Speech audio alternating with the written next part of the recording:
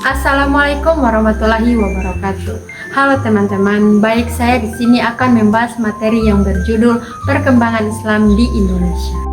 Perkembangan Islam di Indonesia merupakan proses panjang yang dimulai sejak abad ke-13 melalui jalur perdagangan dan dakwah.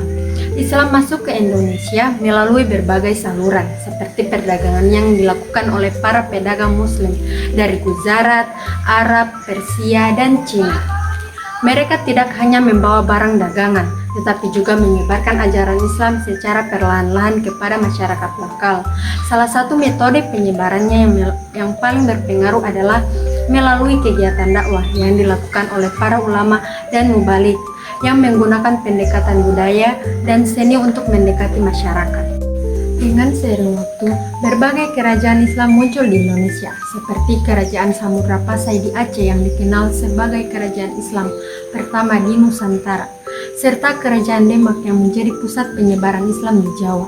Kerajaan-kerajaan ini memainkan peran penting dalam memperkuat kehadiran Islam di wilayah masing-masing dan menjadi pusat kegiatan keagamaan, pendidikan, dan perdagangan.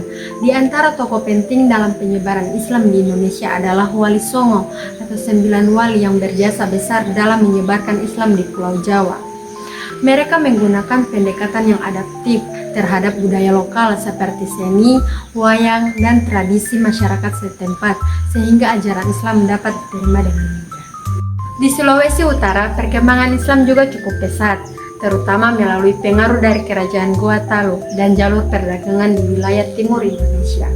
Masyarakat muslim di sana mengalami proses adaptasi budaya yang khas dan memperkuat identitas keislaman mereka melalui tradisi dan praktik keagamaan yang unik.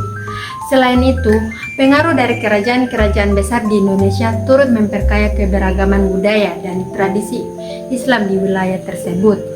Islam juga membawa pengaruh besar dalam aspek kehidupan masyarakat, mulai dari pendidikan melalui pendirian pesantren dan madrasah, hingga penerapan hukum dan adat yang bersumber dari ajaran Islam.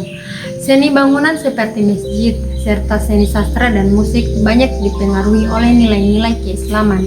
Penggunaan istilah-istilah Arab dalam bahasa Indonesia dan tradisi keagamaan seperti pernikahan dan upacara kematian yang menunjukkan kedalaman pengaruh Islam dalam kehidupan sehari-hari masyarakat di Indonesia.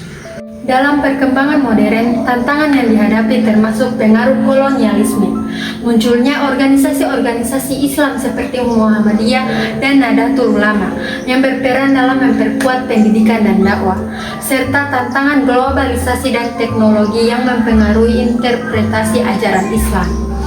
Isu kontemporer seperti radikalisme dan intoleransi juga menjadi perhatian penting. Namun di sisi lain, Indonesia tetap menjaga keberagaman dan toleransi sebagai bagian dari identitas bangsa. Dengan memahami sejarah panjang ini, kita dapat lebih menghargai keberagaman budaya dan agama di Indonesia serta memperkuat persatuan dan toleransi antara umat beragama.